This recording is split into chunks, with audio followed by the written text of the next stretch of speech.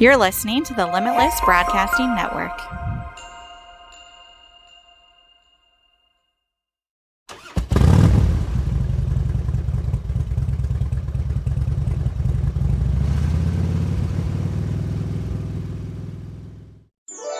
All it takes is faith and trust. Oh, and something I forgot. Dust. Just a little bit of pixie dust. I solemnly swear that I am up to no good. You're a wizard, Harry. Turn to page 394. Of course it's happening inside your head, Harry. Why should that mean that it's not real?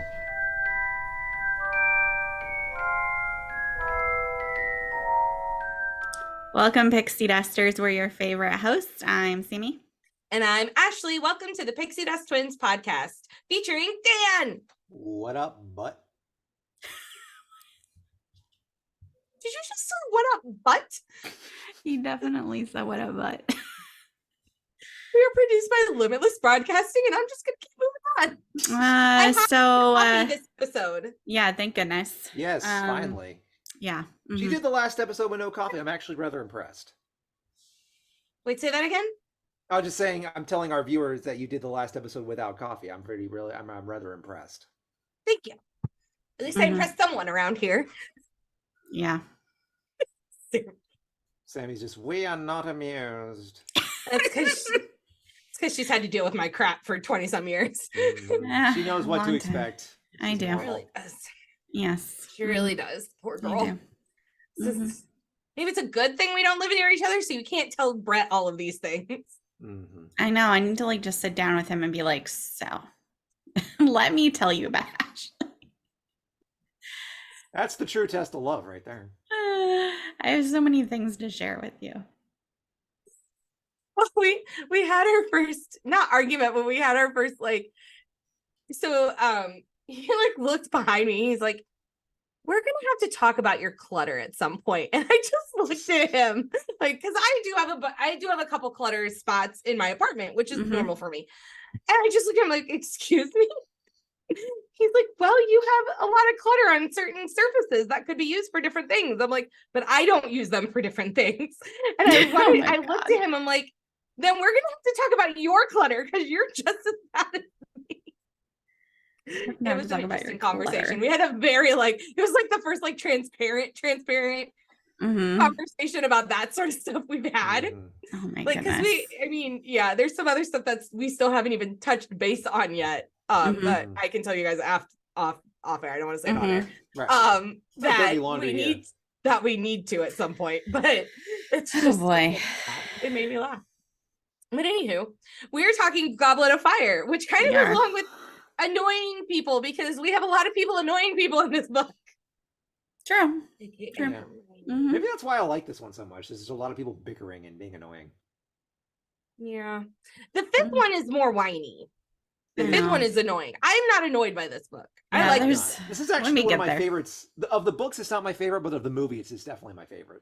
It is a good movie one. Those poor haircuts, though. Literally. It's so bad. They told them to grow, to not touch their hair during the summer. They do their hair when it all started. And then they get there and they're getting ready they're like, okay, we're ready for our haircuts. And they're like, you know what? We're just going to keep it how it is. No, it was so annoying. It worked for them. Oh, I hated it. I just It does wanted not to cut work it off. for all You know, of like the them. shaggy, they look like teenagers. It worked great for the twins. Twins looked gorgeous, in my opinion. Yeah. They did not look You didn't bad. think Harry's They looked shaggy good. emo thing didn't work?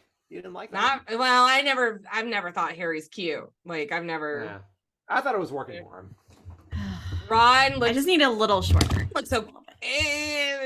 Ron, they need to shorten it. His haircut in the final one, I think, where it's longer, but it's not shaggy. Looks good. Mm-hmm. But yeah. But yeah, so those poor boys, except for and I wonder if they did it because Robert Pattinson's character is supposed to be this, all the girls are in love with him, very clean cut. So it's so a opposite. contrast That could have been. of why Cho chose can't even think of his name. Oh my gosh. Cedric. Cedric, thank you. Yeah. Why she chose Cedric and not Harry sort of deal. So, I mean, come on, let's be real. If Sammy, are you with me? Like, if a 7th year asked us 4th years to the dance, I mean, Yes. and he's a Quidditch captain and Yes. all the, like, we would have said yes to the 7th year, Yes. not the 4th year. 1000%. Been like, 1000%. peace out, Harry Potter. No. Mm-mm. Sorry. No. Night. All right, so rearranging or shortening the plot, because they did a lot of shortening the plot in this book. This book is, I should have grabbed still it. a lot It's going like, on in the movie. It's like 700 and I don't know how many pages it is. Is it 4 the- or 5. is it the No. biggest one or No, the last one is like 7 something, right? So this one can't be that long. I It's thought it was like 5, like 5, 6. maybe 5 something. it's bigger than yeah, it's bigger than Half-Blood Prince. And Order of the Phoenix, I think. I thought it was neck and Order neck the- with Order of the Phoenix. It was like It's pretty close to the Order of slightly- the Phoenix. Yeah, it was like slightly smaller, but it was pretty close. I'm trying to look at him from afar. and it's not She's working. like She's trying to- binoculars, like, We're let like, me see the "What? sizes. We're back here. All right. Well, anyways, they did a lot of cutting. But they did. I mean, they did keep the stuff that we needed because Mhm. you got to keep it consistent. So let's just start. Quidditch World Cup. The game was actually never shown in the movie. Bets were never taken in the movie, and the goblins, bagmen subplots were all cut out. So there was like a bunch of stuff with the World Cup that should have been happening, and it didn't. They only showed them getting there, going into the tent, which is one of my favorite scenes. I think I forgot to add it, and then like seeing the World Cup, and then Death Eaters. Mhm. It's like boom, boom. Anyways, missing murders. There's a lot of murders in this one. Like a lot of murders start to take place in the books at this Mhm. point. And they actually give us the backstory of the Riddles murders, so Voldemort's parents, and then Frank Bryce's suspected involvement was left out of the movie, and Frank Bryce was the caretaker who ended up getting killed. Mhm. Chapters 2 through 8. There are so many missing things here. It's easier just to mention that these chapters have been cut almost completely out. This Mhm. includes Dudley's diet, the 10-tongue taffy incident, Winky, and the silliness of the wizards dressing as muggles. Yep. Mm-hmm. Because I think so. From what I'm gathering in the movies to the books is how the movies have them wear like their plain clothes, like everyday clothes. That's not normal everyday clothes even for the wizarding world. And really those types of clothes are actually like the silly muggle clothes that they make fun of in this book. So there's other types of like wizarding outfits that they normally would wear on a day-to-day basis when it's just them. Yeah. So I really wish we could have seen that. I know it probably would have been more for the wardrobe department, but it would have been really cool to see. Because wasn't there like a guy, like an old guy in like a muumuu or something? Yeah, okay. Then I was remembering where they were arguing with him about like, you can't wear that. And he's like, it's comfortable. Yep. Yeah. They completely leave out spew. I don't remember what it stands for. Something about house elf. What does spew mean? Shoot. I'm gonna look it up while I talk about the other stuff. I cannot remember. So spew was taken out. It was Hermione's first kind of political group that was literally almost only her. No, I don't want what spew means. I know it means to throw up. What is spew? In Harry Potter. Exactly. Society for the Promotion of Elvish Welfare. Elvish. That's why I couldn't make it work. I was just like, it doesn't say house elf. What is that? I remember when she got political, it was like the elf campaign thing. Yeah, which is our first kind of look into where she's probably going to go after school, which she does. She ends up being prime minister or minister of magic. Sorry, in the Cursed Child. Yeah. So that was completely left out of the movie. Which honestly, thank you. It's fine. Thank you. Thank you. The only thing I missed was getting to go down in the kitchens. Yes. Dobby. Yes, And That's Winky. true. Yeah. You don't get to see Dobby and Winky. But it just it's annoying. It's annoying. I don't remember this either. The Gleam of Triumph. The book describes Dumbledore's Gleam of Triumph. Well, in the movie, this was cut. I don't remember what his Gleam of Triumph was. I should have looked this up. I'm sorry. Are they talking about, because I think there's like a mention, yeah, look it up, but like, is this when Harry's telling him about what happened?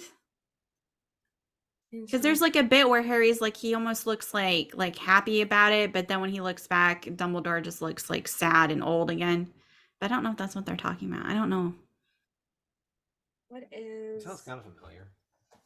What is the Gleam of Triumph? Okay, so Bustle, which I don't know if I believe them, but Bustle says this one isn't explained until King's Cross scene in the Deathly Hallows. But as Dumbledore explains, his Gleam of Triumph was because Voldemort used Harry's blood to come back to life. So it is from Lily's scene. protection, therefore, will run through Voldemort's veins, and he won't be able to kill Harry. So they are talking about that scene when Harry's explaining what happened in the graveyard in the book. But he doesn't even really go over it in the movie, so... But even that just doesn't make any sense. So because Voldemort used Harry's blood to come back to life, he can touch him, but he can't kill him? That's weird. Because he definitely killed him. Well...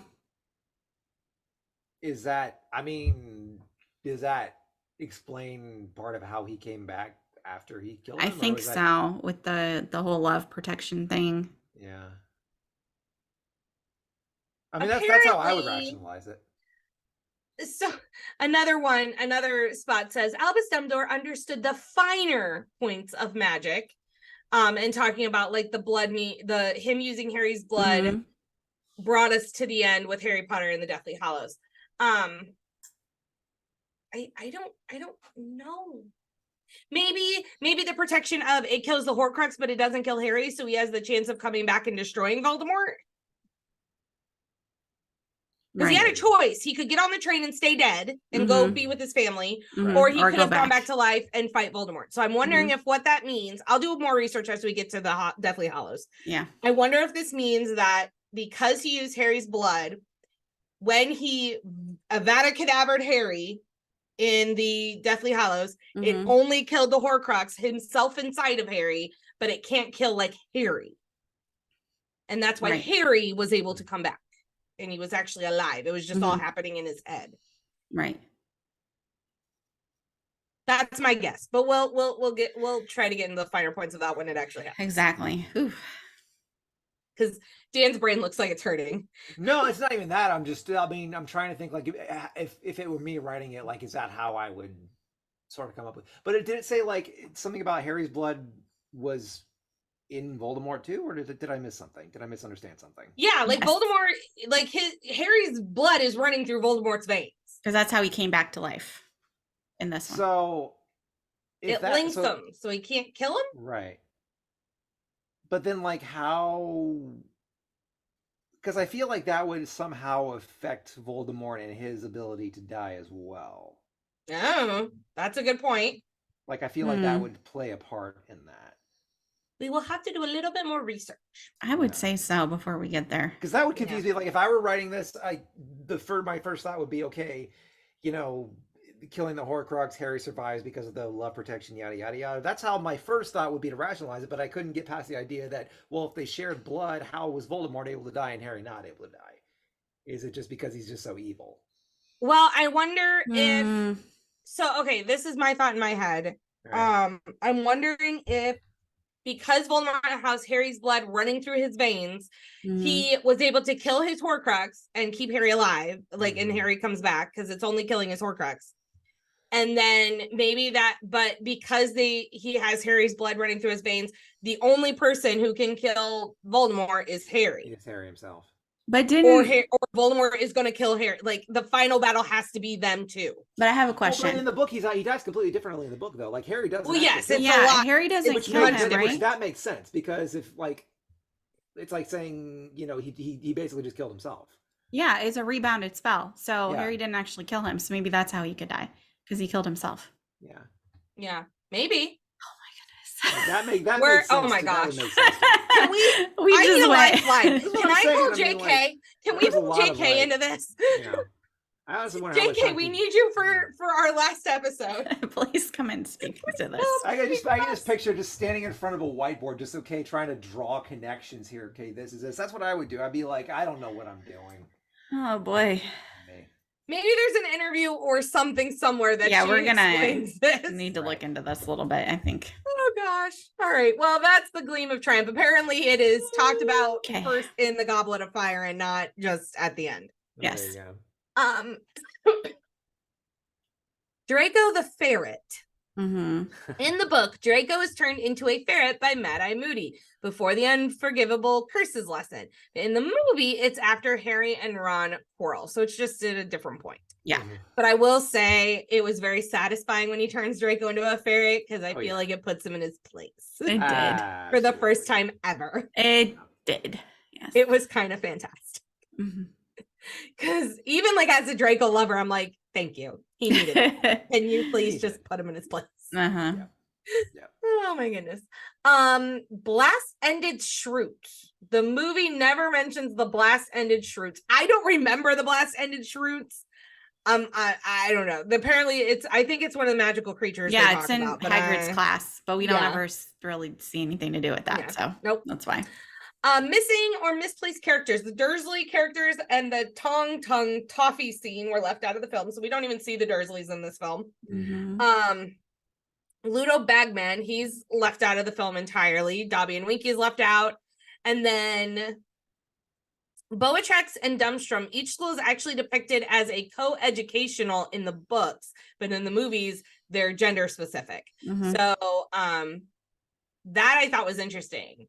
So technically, you could go to Bo Batten's Dan, and we could go to Dumbledore because they actually are co-eds, which makes more sense because I feel like each country needs their own co-ed kind of magical school. Yeah, right, absolutely. Let's see here. Swapped quotes. Here we go. I have a whole thing on this. Oh my god. Okay, go ahead.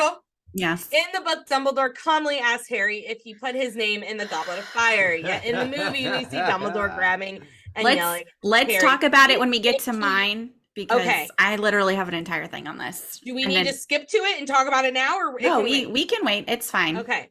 I have a. Yeah. But I'm just see in my head, Gandalf or Obi-Wan would have been so much better at this. Just saying. They will, yeah, for sure. I mean, Gandalf, even when he was harsh, at least, hold on, let me think of Lord of the Rings real quick. Yeah, even in his harshness, he didn't always sound harsh. It was like a quiet calm to it. Authoritative without being just psychotic. Yes. I mean, bless Michael Gambon, but that guy's got issues. He's a force of nature. We needed calm Dumbledore. If they do not rectify this in the TV show, I'm gonna be they have to. Oh, they're gonna do something. I mean, it's become such a fan joke at this point. Exactly. Like, so many fans. Yeah. Mm-hmm. Yes. Put your name on the Goblet of Fire. It's so aggravating. That's why I put it as my very last point because I was like, I'm gonna get mad when I discuss this.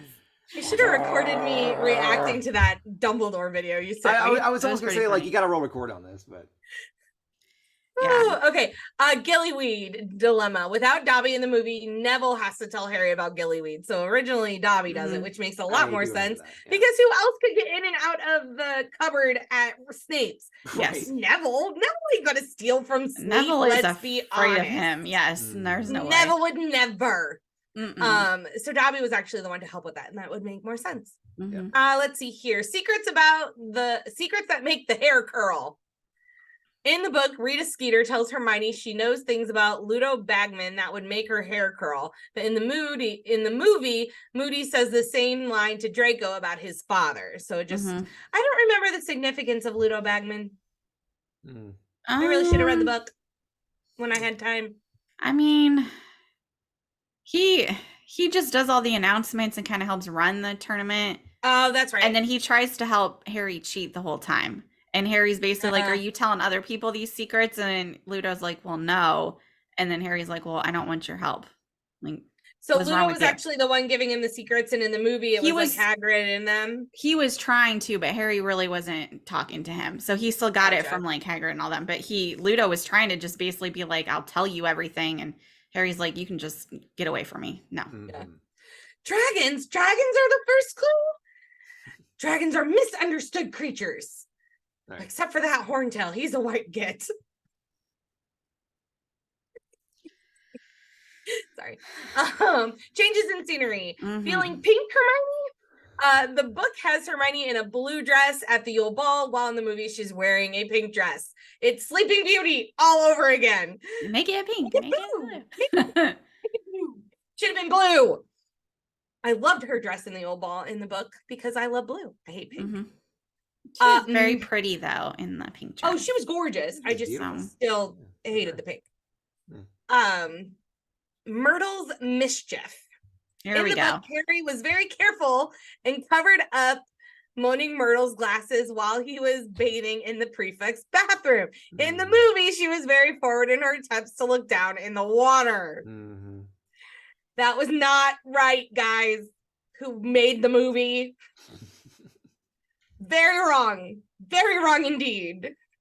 Who said that? Very wrong. Very wrong indeed, boys. That was very wrong. Who says that? I have no idea. Sounds like a Mrs. Weasley thing. Oh no, sorry, I'm saying it like Gilderoy. He said very, very good or something like that. Yeah. Sorry. In my head, it was very wrong because it's Gilderoy. Okay. Which book does he come back? They go to the hospital to see him. Oh, the fifth one? No. Yes. Fifth one when Arthur's in the hospital? Yes. That's when they see him. Yes. So he does show up randomly. The dragon task. In the book, the dragons were not allowed to be hurt or leave their enclosure, while in the movie, there is an epic chase scene around the Hogwarts castle with Harry and his dragon. I find it hilarious that they were very specific in the books, like, you are not allowed to hurt the dragon. You cannot use, like, the bad spells to hurt them. But let's be real, these dragons are going to throw fire at you. Just don't die. That's where you see their priorities are. We're like, we don't want to hurt the dragons, but kids, if you die, it's fine. It's okay. It's I mean, it's pretty much what you'd expect from a prep school of any kind, really. Yeah, true. Prep school, they're all about money and image. They don't care about the students. More students mean more money. If you die, we'll just replace you. It's fine. All right, movie. Okay, so movie stuffs. So this movie is rated PG-13. First PG-13 Harry Potter movie. We're getting mature here. Because it's got sequences of fantasy, violence, and frightening images.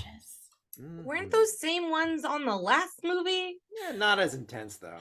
Yeah, it was a little worse than this one. And the genre changes a little bit. Now we're fantasy adventure. No more kids listed for this one. We're 18 years or 14. Right. Yes, we are. Yeah. This is more of the rite of passage film than Azkaban, in my opinion. Yes. Rite of passage, yeah. Yeah, for sure. I agree. New director, Mike Newell. Producer, David Heyman. Writer, again, Steve Kloves and J.K. Rowling. This movie was released November 18, 2005. Box office gross in the USA was $290.0 million. Wow. Yep. Runtime 2 hours, 37 minutes.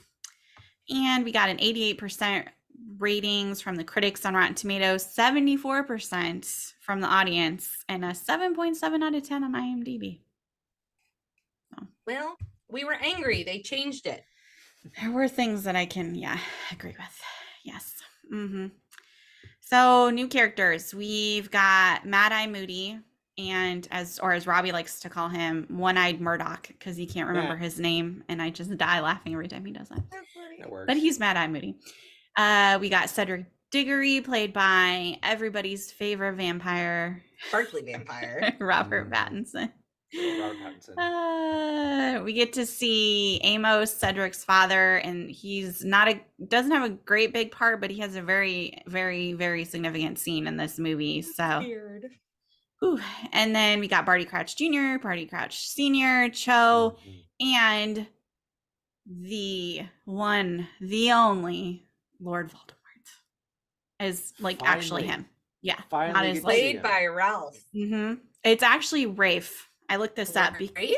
That is how you say his name, Rafe Fiennes or Fiennes. Oh, Rafe. I was knew like, that. it's Ralph, and no one in interviews calls him that. They all say Rafe, and I'm like, okay. I'm not gonna get your name wrong, Rafe. I got it. Bad. I've been saying it wrong all these years. I did not know either until I looked it up. So yeah. But it makes me happy to see David Tennant on this list because my Doctor Who heart is happy. Yeah, that's why I included him too, because he's Doctor a Who. far cry from the 10th Doctor, though. I mean, he gets dark. Oh, yeah, he gets very dark. Tennant knows how to get terrifying. Like, he's a pretty guy, but he gets scary. Have you watched him in Good Omens? No, I haven't, but I did see him in Jessica Jones. He plays he's scary in that one too. Yeah. He plays a fallen angel in Good Omens. And he's comic relief, but he's also very like intimidating. It's very cool. And he's coming back as the 10th Doctor in the 75th? I don't know, it's some anniversary. Yeah, I have heard that.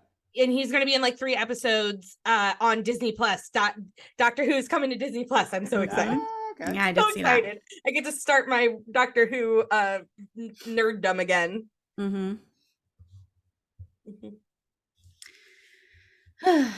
Okay, so we got some trivia for you. Just as I said, this is the first Harry Potter movie to receive a PG-13 rating. Currently, the DVD holds the Guinness World Record for being the fastest selling DVD of all time. And it was added to the 2007 book edition of the Guinness World Records. So, and they have a picture of the award being presented to Daniel Radcliffe on the set of Harry Potter and Order of the Phoenix. There you go. Interesting. Yeah. And Robert Pattinson has stated that he would much rather play Cedric Diggory again, despite his character being killed off in this movie, than play Edward Cullen. And I'm like, yeah, as if we're all surprised. I think he regrets Twilight immensely. He clearly hates that entire point in his career. Yes. Yeah, I think they all do. Yeah, I think so. I agree. Yeah. The occasional tongue flick that was done by the character of Barty Crouch Jr. was, in fact, not in the book at all, and it was improvised on the spot by David Tennant. I say that's all Tennant. That's got to be a Tennant. Yeah, but that's smart. That's a good way to clue us in, Yeah, without saying it. Exactly.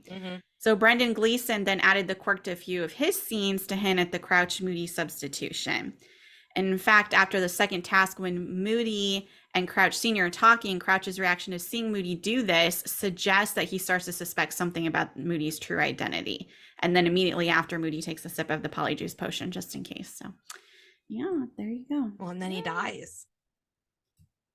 Dun, dun, dun. Kills his papa. Dun, dun, dun. Yeah, you know too much. So you know too much. Goodbye. Yes, exactly. Yeah. This is the only Harry Potter movie not to feature any scenes with Mrs. Weasley. Unfortunately. Sad. Yeah, I know. You know she was a dame now. Yeah, I didn't know that either until I was looking this up, and I'm like, she's a Dame Julie Walters. No idea. Cool. Yeah. Okay. Director Mike Newell decided against the studio's original idea of adapting the extremely long book into 2 separate movies to be released several months apart, figuring he could cut enough of the book's bulky subplots to make a workable movie. So he opted not to do 2 movies. Seriously, we could have had 2 movies. We could have had 2 more movies. I was like, why would you deprive us of this? Why? I mean, it probably would have been a lot more like fleshed out. Because I mean, I like the movie, but there's definitely a lot going on. Yes. It needed to be fleshed out, and we needed some of those subplots. I agree. We did not need spew. Yeah, that was spew a good is cut. one thing, but the rest of it, I just, I was mad. Out. I was mad when I saw that. I was like, that's stupid. But it is what it is. Why do you have an Order of the Phoenix on here? Let me read it, lady. Jeez Louise. Wow. Just being so judgmental because you didn't even read my whole thing. It's relevant, okay? Okay. So during filming of Harry Potter and the Order of the Phoenix, Alan Rickman banned Rupert Grint and Matthew Lewis from coming within 5 meters of his new BMW because during the making of this movie, they spilled a milkshake in his car. That's why it's relevant. And I would do the same, Alan. I'd be like, you better stay as far away No, from my I'm- car as I'm- possible. They're I'm with lucky you. they're alive. I know, right? I would not. I would not upset him. No. No. No. Okay, so as Ron, Harry, and Hermione are talking in the Great Hall before Fred and George attempt to enter their names in the goblet, Hermione is reading a book. You can't see the title, but the cover features the Harlequin pattern of the UK editions of Harry Potter. I thought that was nice. fun. Oh, cool. Yeah, fun little thing. She would be the one sitting in the stands reading a book while everyone else is like cheering as people Yep. put their names in. Yep. Of course. She's like, whatever. About the whole thing. And I just love that That's scene, Hermione. like when the twins come in, she like snaps her book shut and like has her like back and forth with them. I love it. Yes. Exactly. In one of the first takes of Hermione's Cinderella moment, Emma Watson actually tripped in that fancy dress and fell down the stairs. Yeah. I feel like I remember Honestly, reading something about that. all of us probably would. I know. I'd be so nervous trying to do that. So, yeah, I get you, Emma. I understand. At least one full-scale dragon was constructed on set, which could even blow real fire.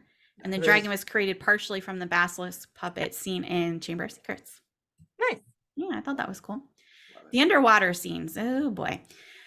So these were shot in a huge purpose-built tank with a blue screen background. Safety divers swam in between takes with scuba regulators to allow the actors and actresses to breathe without actually having to surface. And Daniel Radcliffe alone logged around 41 hours and 38 minutes underwater during filming. Wow. No, thank you. No, That's intense. it is. Yeah, that's why I'm just like, no thanks. I wonder how they're gonna do it in the show. I don't know. I mean, you know how things are now. There's all kinds So of much things. CGI and stuff. I don't I know. mean, they filmed the Little Mermaid. Like the entire Little Mermaid was done with CGI and like Yeah. blue screen. Yeah, they didn't do any underwater stuff. They didn't? No. I didn't know that. Yeah, it was all just. They did some technical stuff, but yeah, most of it was just kind of figuring out in post. If you see the behind the scenes, it's like it looks like the behind the scenes of Avatar. It's like 90% like motion capture. Yeah. Oh, that makes No. me not like it more. Not like, or makes me like it less. It's still. I mean, I haven't. It's still a seen great them, but movie, I the love pictures it, I've seen but- look really good. Yeah, I don't think you Oh can no, it's tell. fantastic. Yeah, I don't think you can. can tell when you You watch the can't movie. tell. I hate that we're moving in that direction. I don't like it either. I like practical stuff, but to be fair, I also would not want to be in a giant tank for 41 hours Exactly. acting. So Yeah. It's all got its use. There's It's all got its that. place. yeah, Yeah. exactly. Okay, so Rafe, as we learned, was not wearing any makeup to cover his nose when he's playing Voldemort. In order to make the character scarier, editors digitally removed it. And the red snake-like eyes the novel describes were not added due to the actor's thought that the expression in his eyes would provide a better idea of Lord Voldemort's insanity and malignity. So he was the one who suggested, like, don't do the snake eyes because it'll be easier to see how crazy he is during his acting. Interesting choice. Yeah. I don't know feel how like the about snake that. eyes would scare me anyways. Yeah, like I mean, in general, they would scare you, but I feel like his point was he wanted to see just how like unhinged this dude was, and it's Right. easier I if you mean, can see his real eyes. yeah, and Yeah, I I guess get that's it. Like true. you're right. Like Mhm. there's just a malignancy in his performance that Oh yeah. may have been Yeah. hindered by prosthetics, but Mm-hmm. I don't know. Hard to say. Okay. And I know they were talking. I saw an interview with him where he was just talking about being on set, and they were talking about how scary he just looked anyway. And he Mhm. mentioned how like the script supervisor, she had her son with her, and he Oh, just no. walked by and the kid started crying. Aw. I was like, oh no. So yeah. No, Well, I think either way. I remember like interview with Daniel Radcliffe, and like even he was pretty intimidated by him. Yeah, watching the behind the scenes, I'm like, even with his actual nose on his face and everything, he's still pretty scary when you watch him act. Yeah, Mhm. dude's an amazing actor. Really Well, is. he's very intimidating in a lot of his other roles where there's like no makeup. It's just him. Mhm. Yeah, he can be a very scary dude. The only other thing I saw him in recently was The King's Man, where he plays like the main guy or whatever. Mm-hmm. I haven't seen Yeah. that one. Mm-hmm. It was so he was a lot of fun in that, but he definitely has that very like always in control kind of Mm-hmm. feel. Yeah. Okay, so the kids had around 3 weeks of dancing practice for the Yule Ball Waltz, but Daniel Radcliffe appears in like every scene in the movie, so he had 4 days to prepare. And in several interviews, he said the reason why his dancing is basically shown from the waist up is to avoid showing his fumbling feet. But this wasn't a big issue because Harry's supposed to kind of not be good at it anyway. So Yeah. I was like, that's a big fumbling. difference. Yeah, exactly. Let's see. Oh, and going back to the makeup for Voldemort. So the director originally decided not to have the makeup on Rafe. See, I can't even do it. Rafe, to give a more scary Voldemort, but he changed his mind after he saw the minimal makeup design by the Nick Dudman, who must be the makeup artist on there. So, and the actor actually decided to shave his head and his armpits for the role. So there you go. Why the armpits? I was like, isn't it covered up? And I don't know, but maybe it helped him get into character more. I guess it must have. The head, I'm like, okay, but I don't know. He's wearing that big robe, so. Well, I think maybe one of the earlier like set designs or like costume designs, like I saw a sketch where he actually was like sleeveless at one point. I feel like I'd seen. Oh, maybe that's why. I don't know. But it also kind of has a like more snake-like kind of. Well, he's supposed to be completely hairless, so no one can do apologies potion. Yeah, like, that's the point. That's the point. So no one can ever like imitate him. Yes. Freaking Voldemort. All right. He's smart, just very dangerously smart. Yes, he is. Yep. So in an earlier script, the Weasley twins had a good laugh over their failed attempt to put their names in the Goblet of Fire, but then they decided to have them go at each other in frustration instead. And director Mike Newell staged a brawl with one of them to demonstrate how he wanted the scene to go and undermine his own authority figure's status. And he said, because they were calling me sir. The fight got so intense that he actually fractured a rib in the process, though. So, yeah. Yeah. And I saw that behind the scenes where he's literally, I don't know which twin he was fighting with, but they're literally on the ground, the director and one of the twins, to demonstrate. Interesting. So, yeah, it's pretty funny. And the rock band at the Yule Ball is comprised mostly of members of Pulp and Radiohead. Okay. And I did not know this, but in the run-up to the movie, there was a Canadian folk group called the Weird Sisters, but it's spelled W-Y-R-D. Yeah. They filed a $40 million lawsuit against Warner Brothers, the North American distributor of this movie. So I thought that was really interesting. They also filed the lawsuit against Jarvis Cocker from Pulp and Johnny Greenwood and Phil Selway of Radiohead. So they included all of them in the lawsuit because of the use of their name. Yeah, but in the book, it's weird, like the traditional spelling, not their spelling, W-Y-R-D. And they're called the Weird Sisters. As we said before, it's based off of William Shakespeare's Macbeth. So, yeah. But before the movie was released, Warner Brothers removed all references to either name for the band. So if you watch the movie, they never say Weird Sisters at all. Even in the deleted scene where they're being introduced by Flitwick, he doesn't say their name. So that's how they got around that. And the line, "I can touch you now," spoken by Lord Voldemort when he's touching Harry's forehead, is Rafe's favorite line throughout the Harry Potter franchise, which makes sense. One of the scariest lines in the franchise. It is. Yes. It's very good. Very good. So before we do, it's very creepy too, the way he's like his hand and his tongue's out and he's just like, ah. Oh, yeah. So before I do my discussion point, let me do my Snape's redemption, which again, Snivellus, you're killing me. You kill me in these movies, man. Okay. The only thing I could come up with is in the book when Fudge is just like, oh, there's no Voldemort. You know, he's like, look at this dark mark. Look, everybody's freaking dark mark is activated. We felt it burn. He's back. That's the only thing I could come up with when he's like, you're an idiot. So freaking Snape. I'm gonna hold out. I have more in the next ones. I'll have more. I feel so satisfied right now. Okay, let's get to for now. Yeah, for now, exactly. So let's get to the part that really made me mad. So all of us, as we were talking about, Albus Dumbledore, unlike other movies and unlike the books, either shouts or raises his voice in certain scenes, like when Harry is selected for the Goblet of Fire and he asks, did you put your name in the Goblet of Fire? We all know how that goes. He also yells at Barty Crouch Jr., and it was criticized by many Harry Potter fans because the script did not give specific directions for this, and Dumbledore is always calm and laid back in the books. So Gambon however, has stated that he gave his own interpretation of the character without input from the books, which he never read as he saw no point in it. And every part I play is just a variant of my own personality. Bruh. I know this is an interpretation of the book. I know. Oh, Are you kidding me, though? Oh boy. Are you kidding me? Oh boy. There's no point, Ashley. There's no point. Apparently, there's no point. There's no point. Curse words. Curse words, curse words, curse words. This is why I said just wait. Merlin's pants. Bloody hell. Oh, it made me so mad. That's yeah. I mean, okay. On one aspect, I understand because that's a lot to catch up with. On the other hand, at least read a summary for God's sake. Like, do something to invest in the character that you're portraying. Like, come on.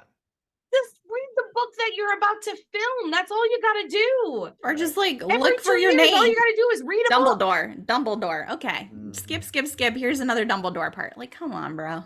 Yeah. Seriously? And the thing is, like, I don't even Did think he not watch the first 2 movies and see No. how calm Richard was?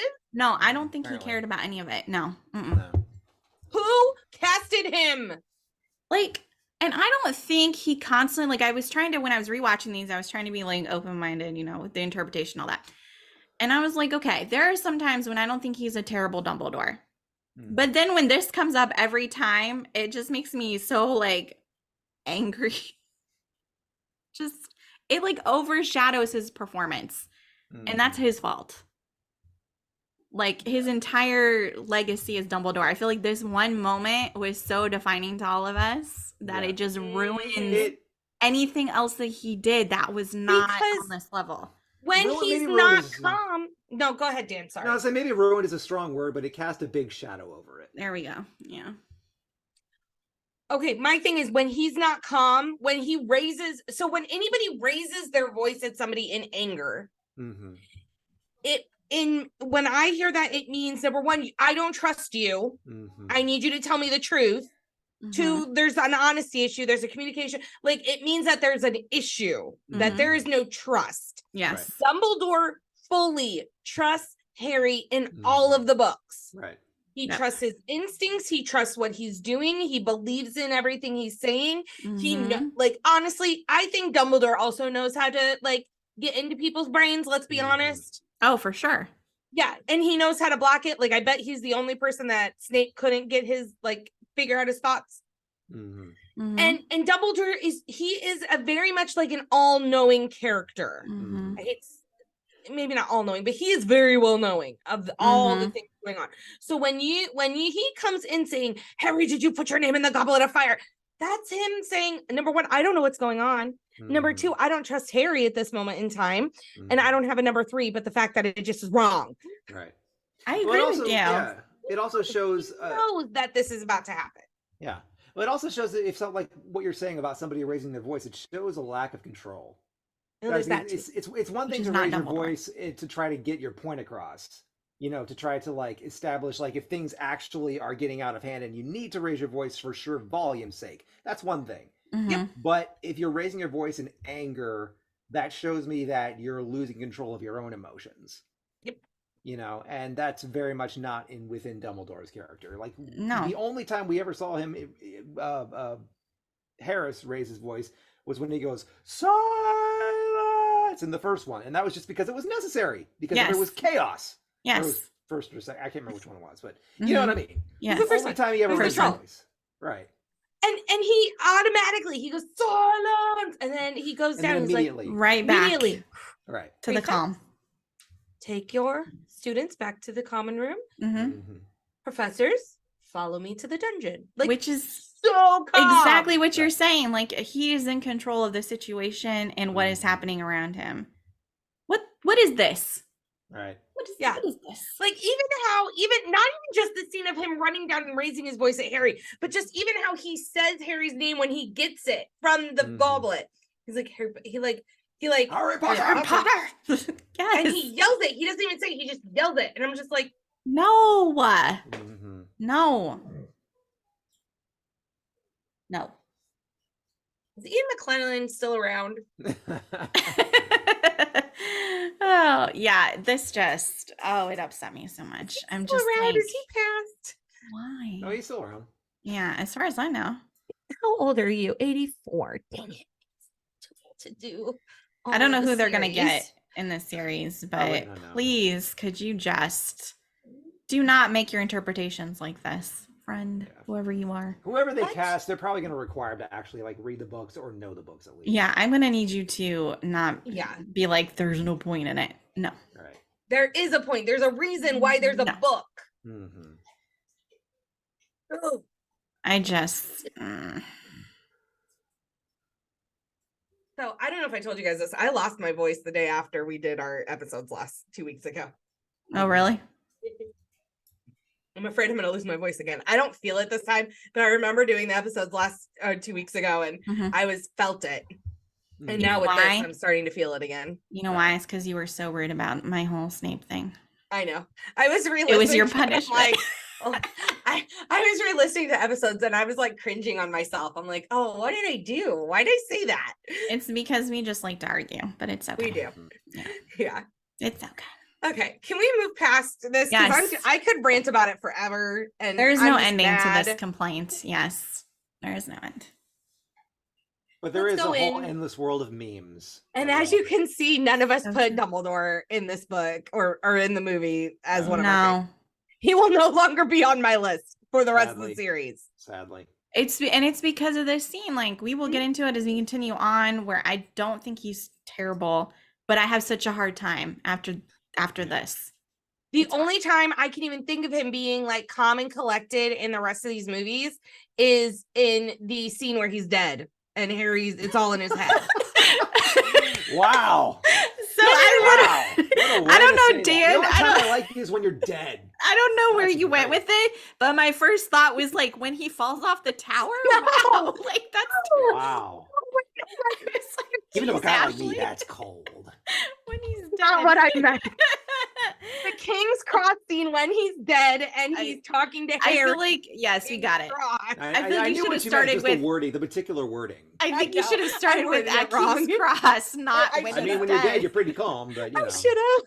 And I'm like, well, he's like super That's quiet not at that what moment, I meant. Yeah. He was pretty darn calm though when he's up there and Draco's about to kill him and then Snape's about to kill him. I was gonna say, he's the pretty sixth calm. one, I don't really have problems with him, to be honest with you, in the sixth one. And then the King's Cross scene I think was very well done. So we'll give him some credit, but I think the only thing beyond that is just like there's a hardness to just his voice and his delivery. Mm-hmm. Yeah, you know what I so mean? different like, from Harris. That softness that Harris had is just gone. Yeah, you know, and even so, it's like even when he's calm, he's hard. You know what I mean? Mm-hmm. Yeah. Yep. All right, favorite characters, Dan. Hey, that's me. That's me. That's me. Yeah. Okay, so favorite characters, Mad Eye Moody. We all love him. The twins, I feel like they're just getting more and more twinny in this movie, and I just thoroughly enjoy that. Yeah. And then place your bets. Yeah, exactly.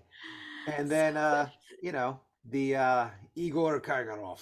I like him. I can see you liking him, yeah. Oh, yeah. That's a good choice, cool. though. Mm-hmm. He's cool. Yeah. I mean, I would have said Victor Crumb, but he's kind of an idiot. Maybe not an idiot. He's just he's more of a. He's supposed to be. What is the term? Big dumb dumb. He's more of a physical person. Exactly. He's more of a physical being. Right. Which I listed that as one of my quotes. Yeah. But yeah, just like I feel like it's like Kargarov. He's got that Rasputin beard and that Rasputin hair, and he is a good character. He is very Rasputin. Mm-hmm. Yeah, very. I do like his character. Mm-hmm. Yeah, no, he's a lot. Yeah, he's cool. I like this guy. I like that guy. Yeah. Yeah. Yeah. I agree. Mad Eye is one of my favorites, even though it's not really him half the time, but I really think it's still, I think Barty portrayed Moody very well, because when we see him later, he's exactly the same way he as really Barty is. portrays him. Right. Like we know who Moody is. It was like him. Yeah. Mm-hmm. And then the twins, I love the twins even more in this one as well. Like, I think this was the movie that I started to have, like, when I think I started to have crushes on the twins. Mm-hmm. Like, I was understandable kind of from Draco to the twins. Mm-hmm.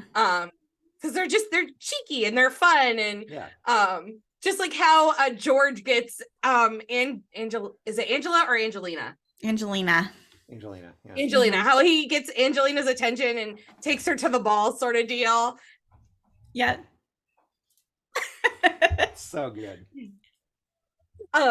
Great scenes, and just like placing the bets against people. And I love Jenny. She's like, you don't have to be rude about it. Right. Place your bets. Just all of their things. They're just great. I like movie Hermione, not book Hermione. Valid. Movie Hermione in this.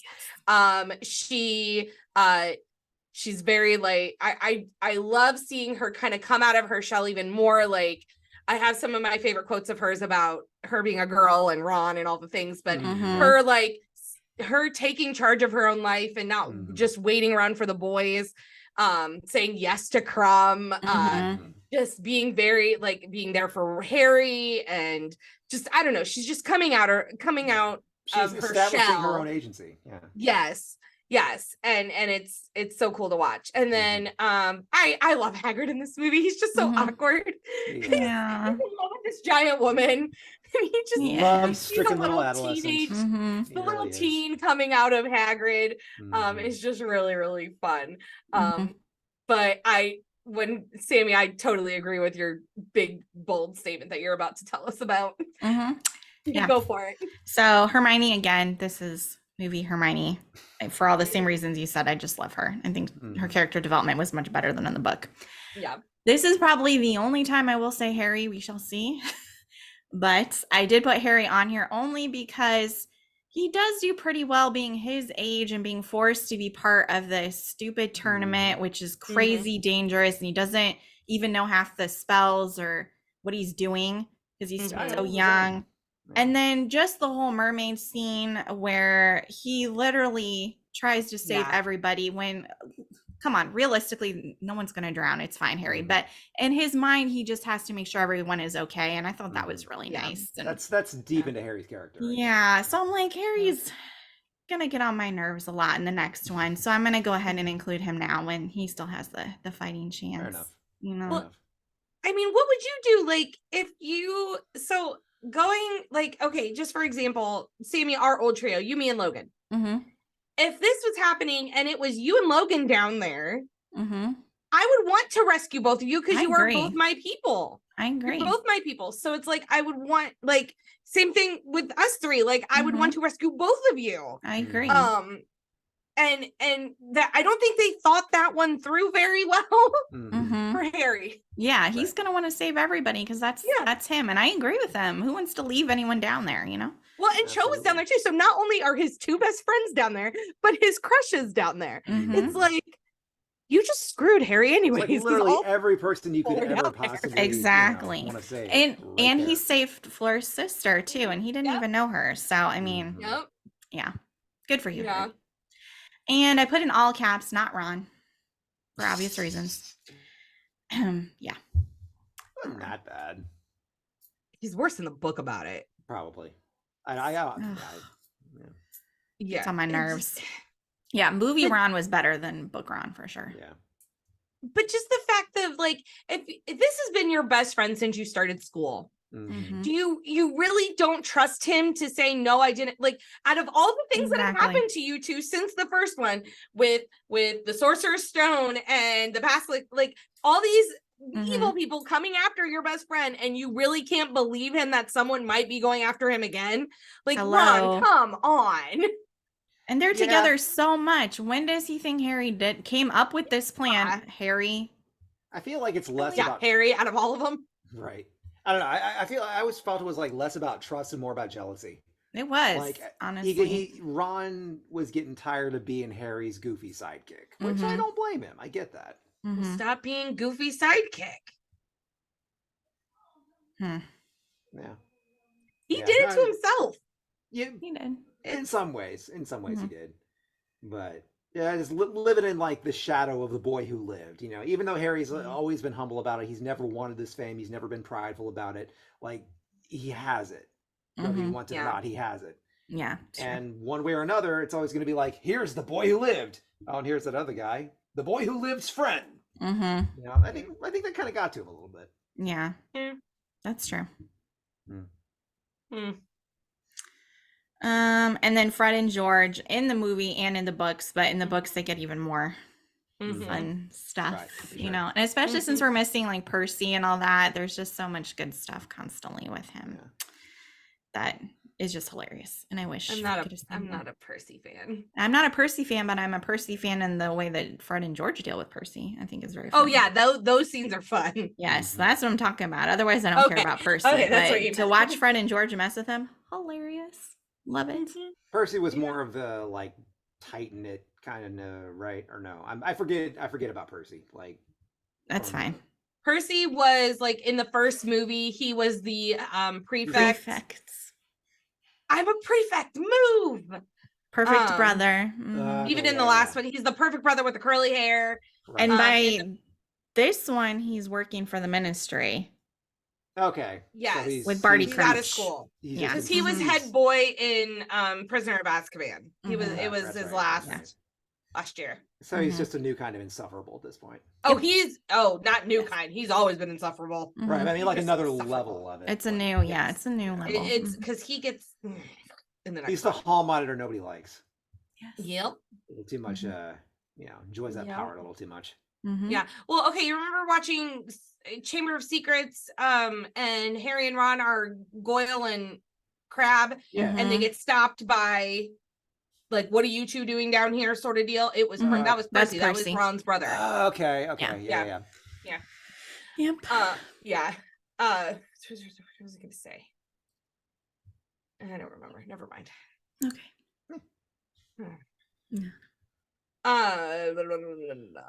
Dan, favorite scenes. Favorite scenes. All right. Moody teaching the dark arts, that whole sequence, that's just shows so much of who he is and how he interacts with everyone.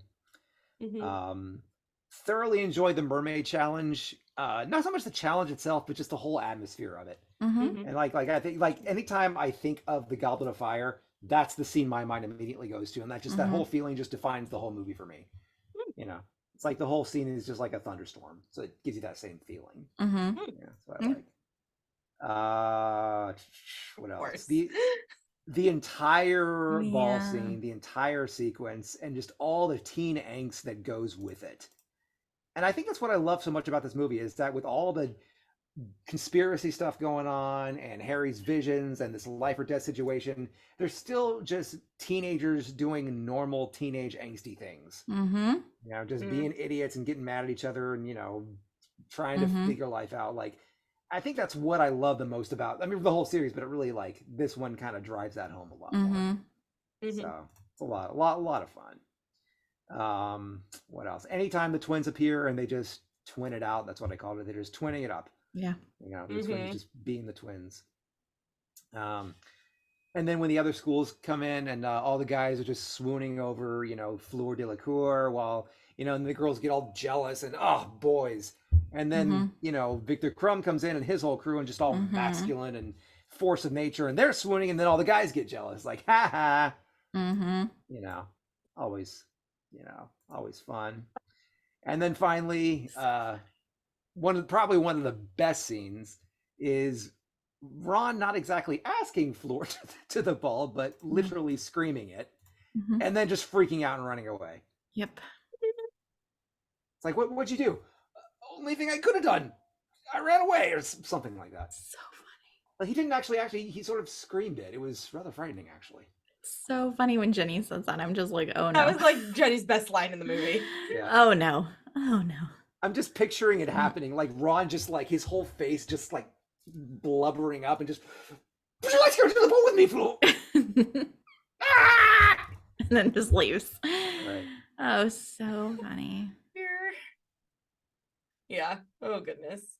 The fact that he even thought he had a chance with a 17-year-old girl just makes me laugh. Oh yeah. Come on. Yeah.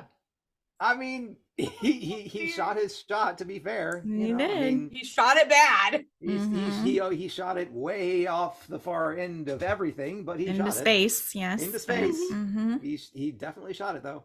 He tried. Yep. Yeah. Oh gosh. So for me, the twins turning old, I love that scene. I love that they ended up doing a tussle. It's just very twinny, and Hermione's interaction with them before they put in the names is just great. Harry trying to hide when his name was called. I laughed. Oh my god! Every time he like Harry Potter, and he like he's like Harry Potter, and he like tries to sink down, and Hermione's like, "Go, you gotta like you go. have to go." Sorry. I love it.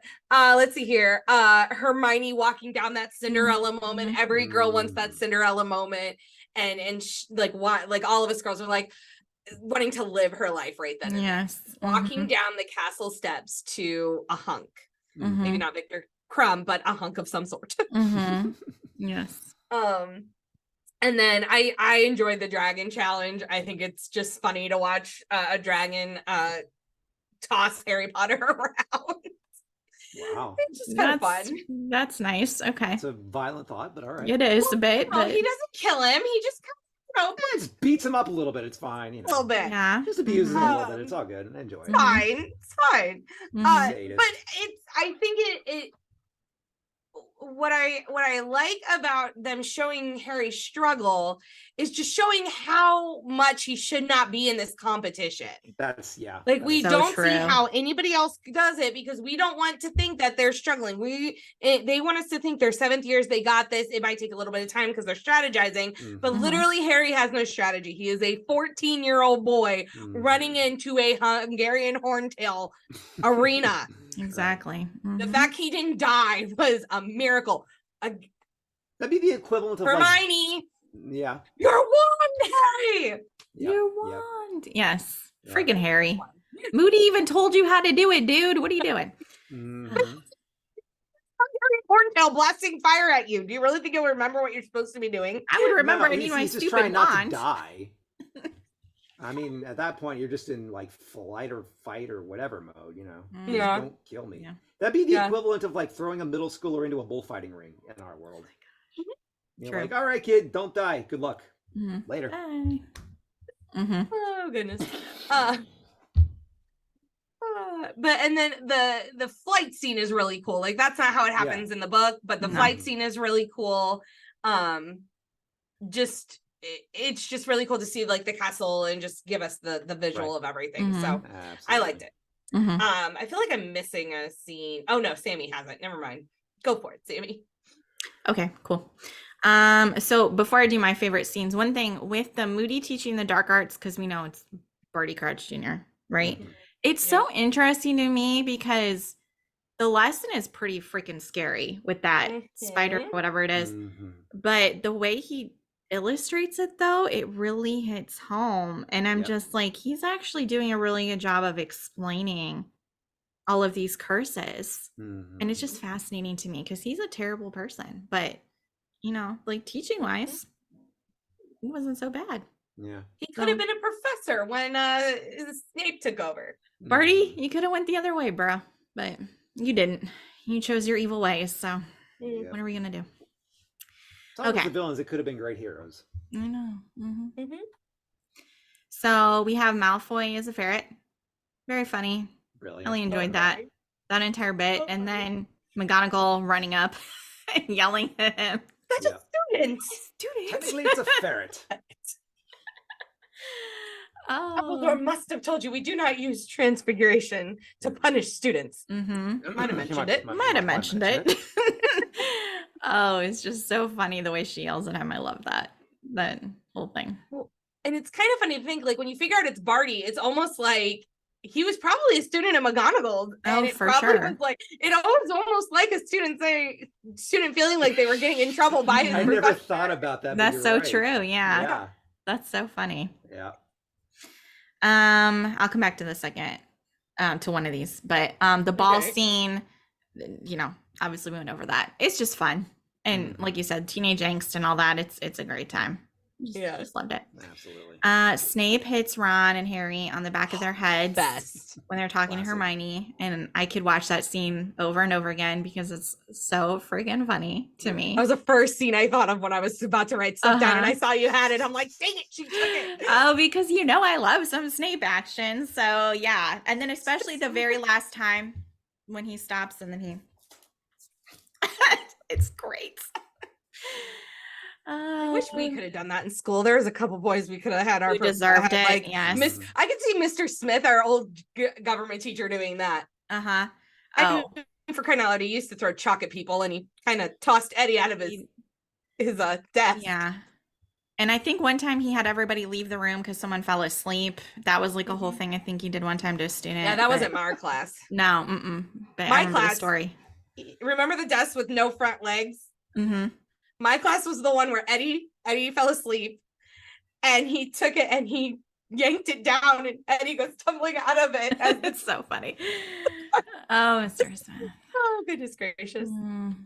Mr. Smith was very much one of our favorite teachers. Most definitely, yes. Mm-hmm. Sounds like a lot of fun. I don't know how he is. I don't know. He's still around. I don't know. That's a sad thought. Anyways, moving on. It sure is. Okay. So when they're learning to waltz, that was very funny, especially when Ron has to go up with McGonagall Right. and do it.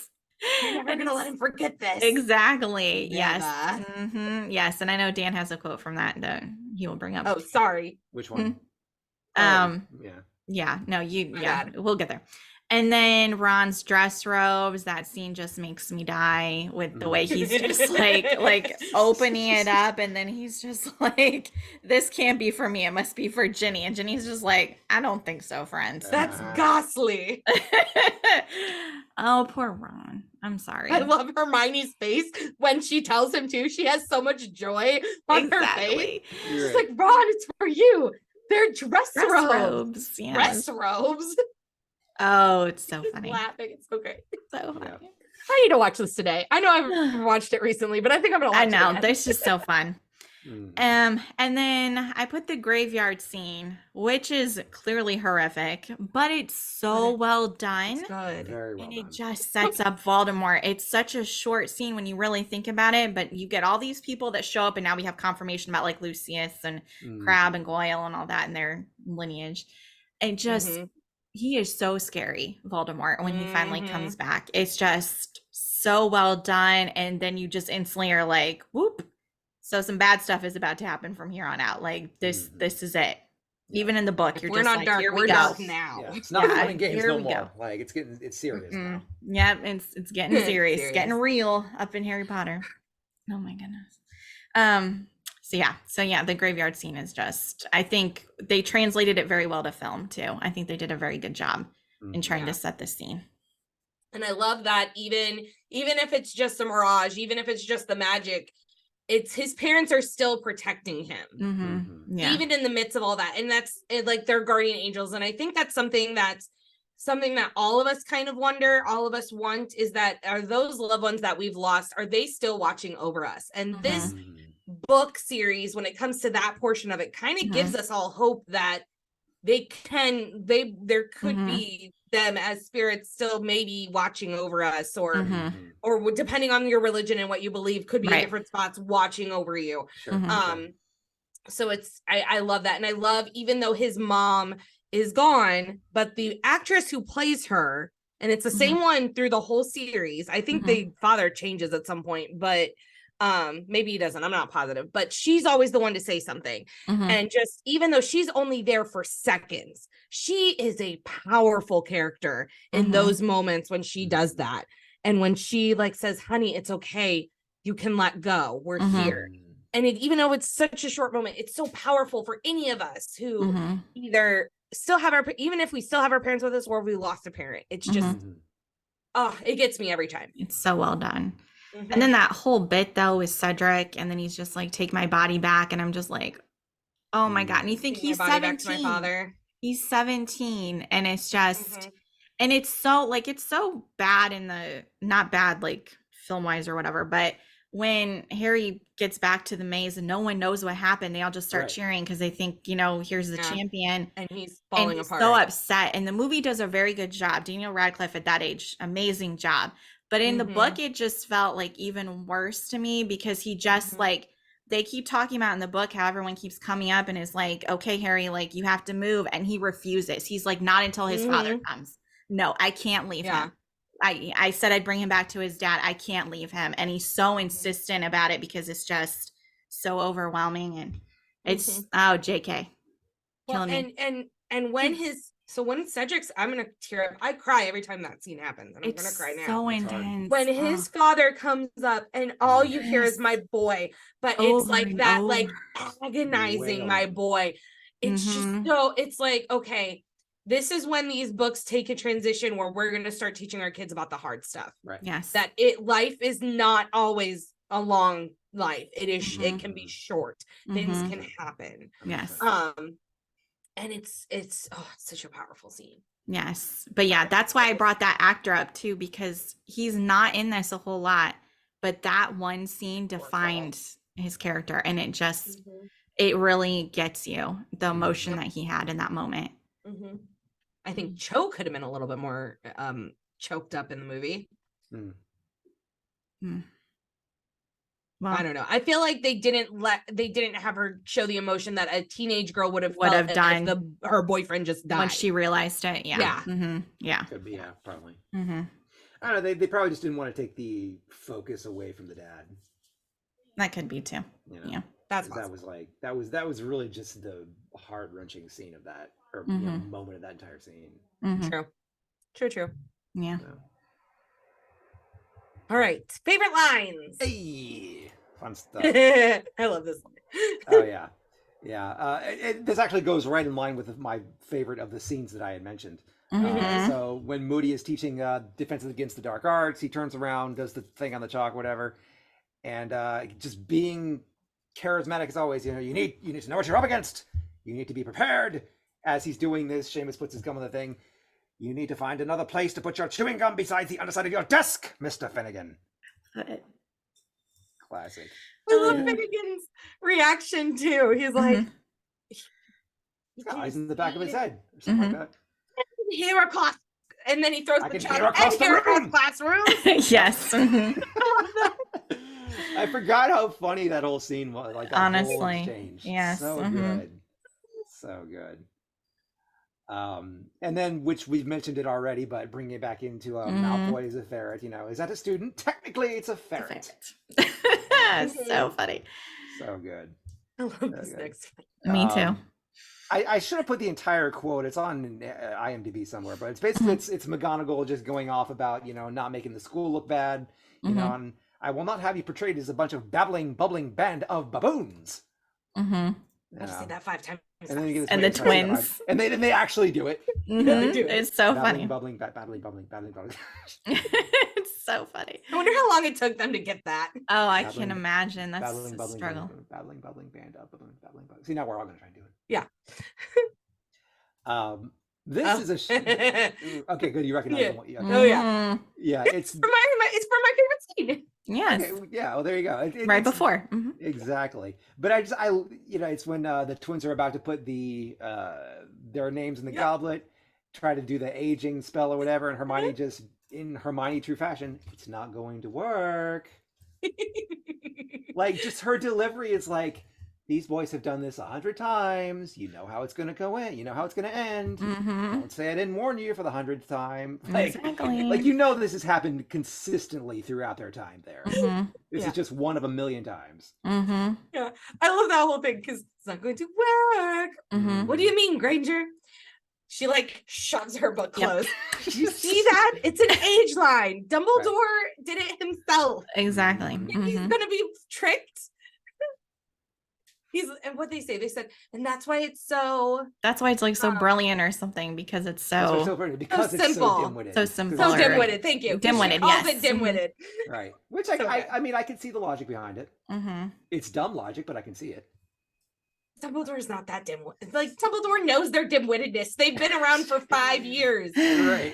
And he's she was probably right. seen way worse. Yep. He's probably seen way worse in terms of students. Like, he knows how these students are. He knows what to expect. Exactly. Especially the twins. It's not like it's his first rodeo with them. Nope. Crying out loud. He's been dealing with them for now 6 years. Right. Yeah. Oh, goodness. Yeah. What else? Okay, and then later where we've established Victor Crumb, and Hermione's talking about him. Yeah, we don't actually talk about the tournament. Actually, we don't really talk at all. Victor's more of a physical being. Yeah. Harry's look. And Harry's just like, okay. Oh, Okay.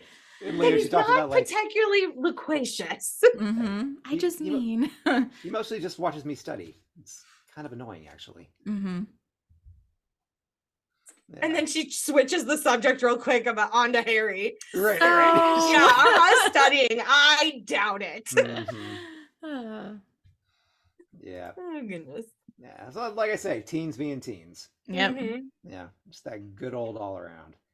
And then finally, the dark, psychotic delivery of David Tennant when the Barty Crouch Jr. is revealed. First of all, with Igor in that big Bulgarian accent, Barty Crouch Jr. Yeah, the giant Like- pause too. The I giant love that when pause. everyone's like, Yep.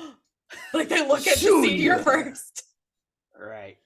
And then he comes out and he's all snake-like, brought forward his father and the famous "Hello, father." That was good. "Man, you gotta do that." I had to put That the was good. effort into that one, That just was good. because that's that kind of stuck in my. There's so much going on in this movie. Like I said, it's easy to forget a lot of stuff, but that's Yes. always sticks out to me. Mm-hmm. Yeah. Hello, father. Mm-hmm. So, yeah, good stuff. Good Little old lizard tongue. It's what it is for real. Mm-hmm. Yeah. Yeah. Ugh. Yeah, it's scary dude when he really wants to be. Mm-hmm. Yeah. I'm gonna do my first one last. I don't know why I put it there. Okay. So of course we've already talked about Hermione when the boys finally like reconcile after the dragon, and she's just like, boys. Yeah. Right. Just how she says it, how her eyes, how she's exasperated. She's just exhausted. They exhaust her. They're going to be her the death of her whenever that happens.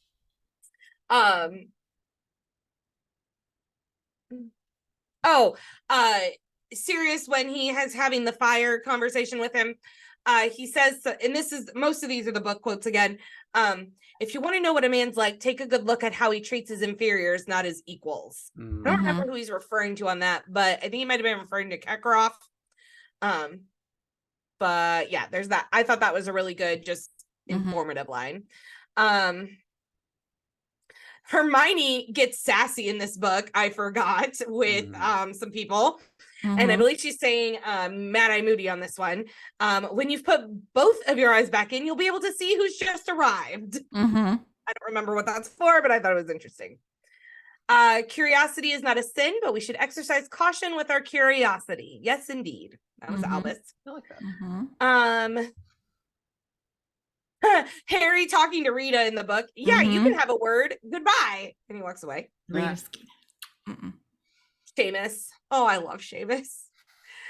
He's like that background character that he's just fun, especially when we get to the 7th book. It's not like I try to blow things up exactly. It just sort of happens. You got to admit, though, fire is fascinating. See, that would be me in Slytherin. I would be the Seamus of Slytherin, probably. I can see that. I love this. Just because it's taken you 3 years to notice, Ron, doesn't mean no one else has spotted I'm a girl. Best line. Hagrid, no good sitting worrying about it. What's coming will come, and we will meet it when it does. That's towards the end when Voldemort's back, sadly. Yep. And then Albus. I say to you all once again, in the light of Lord Voldemort's return, we are only as strong as we are united, as weak as we are divided. Lord Voldemort's gift for spreading discord and enmity is very great. We can fight it only by showing an equally strong bond of friendship and trust. Differences of habit and language are nothing at all if our aims are identical and our hearts are open. He says that in his last speech as it's very different in the movie. I like that better. Because it's really talking to them about what we need to do to defeat Voldemort going forward. Right. And it's just, and that's in anything, honestly. Any sort of enemy in real world or fantasy world, it's your bond, it's your ally, it's your trust. Because discord is what's going to break something apart. Yep. That's very true. Yeah. Sammy. So my first one is actually from the book, and it's from a whole scene that's not in the movie. So after Harry comes back, Dumbledore and Sirius are actually with him up in Dumbledore's office, and Dumbledore's like, you need to tell me what happened exactly. So we know what's going on.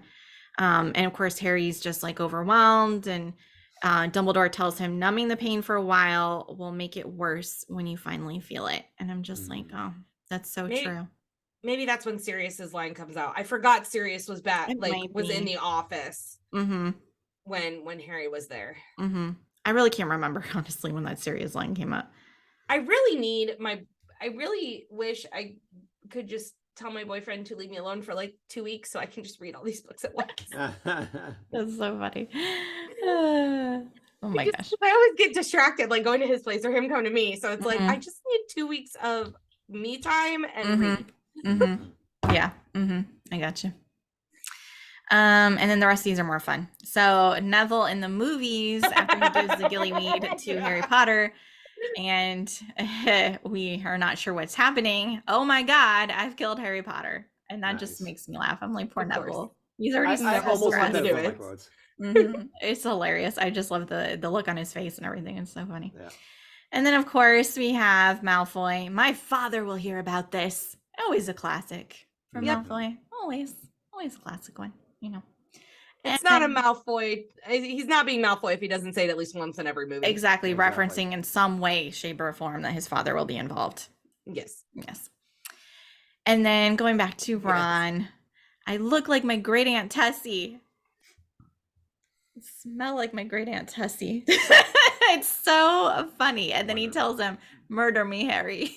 Because he looks so sad when Harry walks out. He's like, what are those? And Harry's like, my dress robes. It's just like, oh my God, poor Ron. Yeah. Oh, he looks so terrible. Maybe yours are more traditional. Yeah, he's trying to be nice. He's just like, yours are just more traditional. And Ron's like, no, dude, no, we're not playing this game. These are terrible. There is no possible way around this.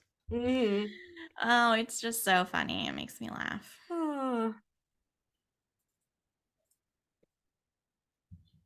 Sorry, this movie. There's a lot of funny parts in this. It is. It's a good one. It is. It is a good one. Yeah, it's a lot of fun. Yeah. I'm glad next time we're filming, we're starting off with the whiny one and then getting a little bit better with Half-Blood. Yeah. I'm not going to lie. I'm not looking forward to the next episode. I mean, there's a lot of good stuff coming, though. I mean, we get Luna in the next one, so I'm excited to have her pop up finally. Yes. So that's a nice thing that's coming. Yeah. We do get to go to Black's house finally. Right. With the order. So, with the order.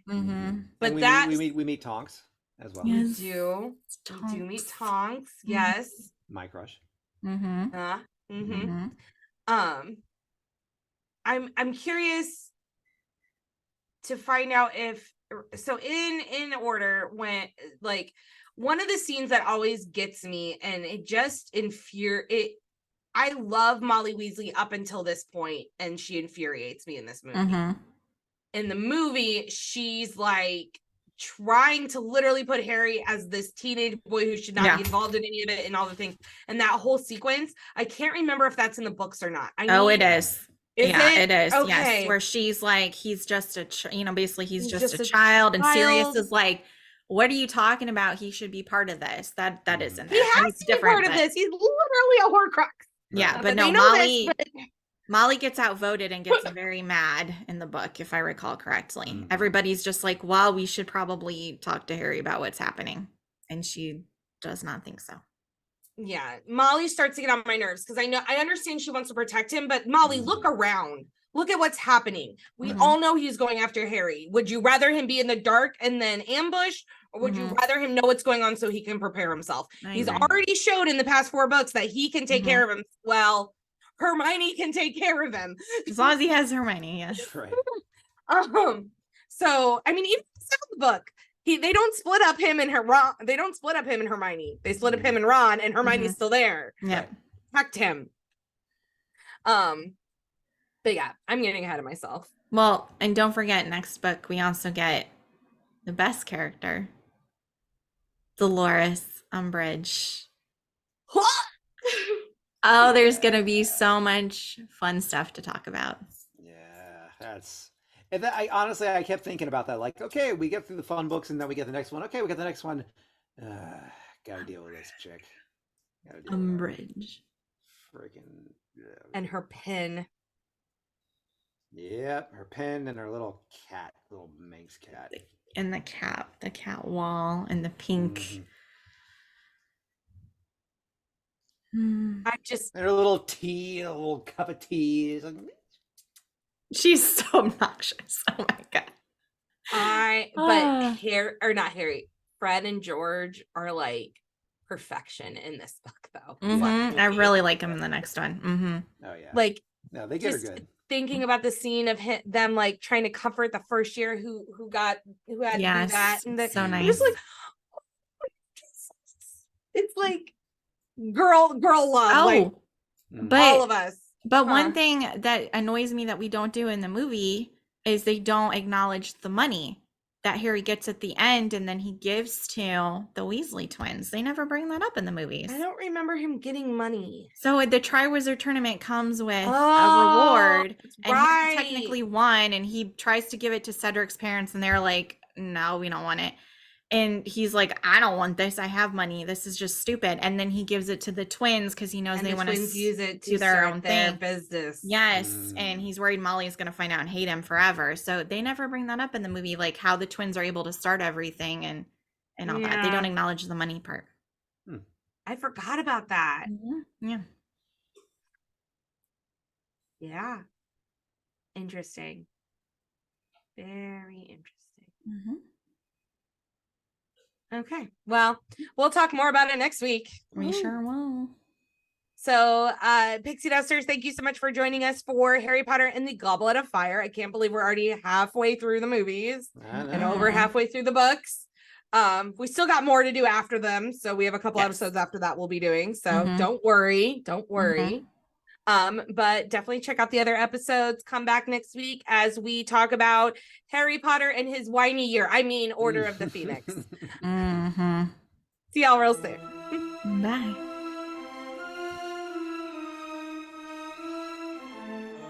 Thanks for listening to the Pixie Dust Twins podcast featuring Dan.